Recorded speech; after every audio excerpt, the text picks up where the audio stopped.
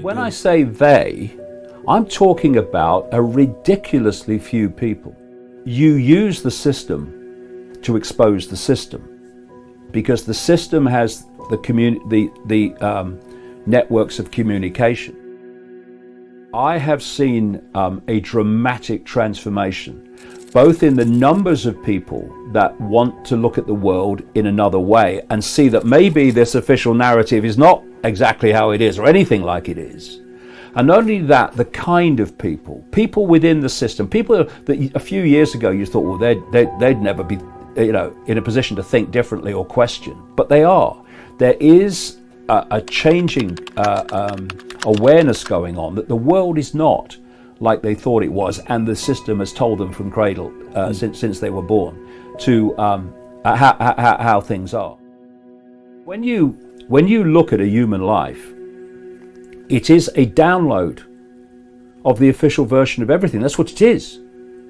This is why vast numbers of people have no other filter for their view of reality, self, world events than the information they receive from the mainstream media and mainstream everything.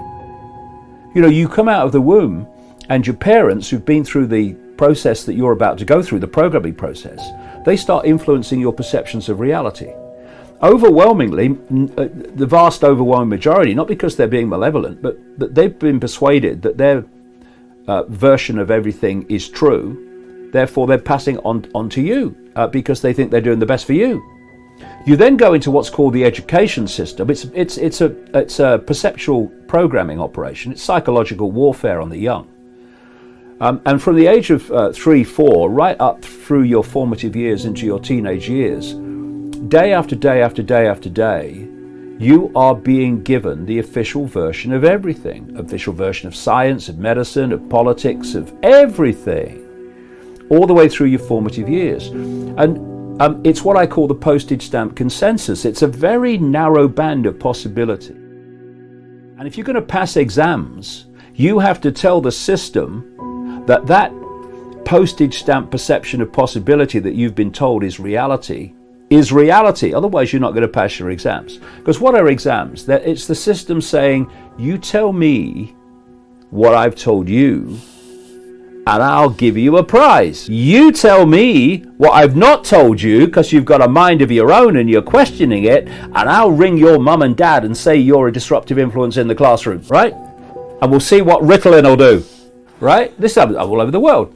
And then, having downloaded this program of perception of normal, the postage stamp reality, you then go out into the institutions. You become a journalist, a doctor, a scientist, someone in the corporate world, a politician. And you've taken with you this core download of the perception of normal and how things are. And so these institutions are all controlled by this perception, and then they confirm to each other that this perception's true.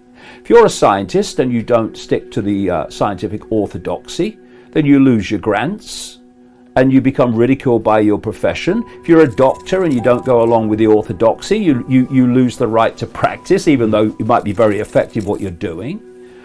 If you're a journalist, you won't last long if you go against the orthodoxy. And then all underpinning this, you've got peer pressure. All the people who've been through the sausage machine that you've been through, who have decided that they will accept that version of normal, they then police everyone else that wants to question that normal. So you're ridiculed or condemned by your peers if you question what they have accepted without question. And I've used this analogy a number of times. I think it's very accurate. We laugh at sheep because sheep follow the one in front and follow the shepherd. One shepherd. Follow the shepherd, and anyone that goes out of line, the sheepdog's there, woof, woof, fear, fear, fear. And we laugh at sheep. Oh, sheep, they're so stupid. Humans have out-sheeped the sheep. We've dispensed with the bloody sheepdog. We keep each other in line by ridicule and condemnation for the crime of being different or questioning the norm. And how has anything ever moved forward in the entirety of human history, ironically? People questioning the norm. Because if you don't question the norm, you go into an eddy or vortex, and you go round and round and round, and nothing moves on and nothing expands. But that's the idea. You cannot control a population of critical thinking, free thinking people, questioning people, in the way that you can control a population that just accepts, like a sponge, the official version of everything.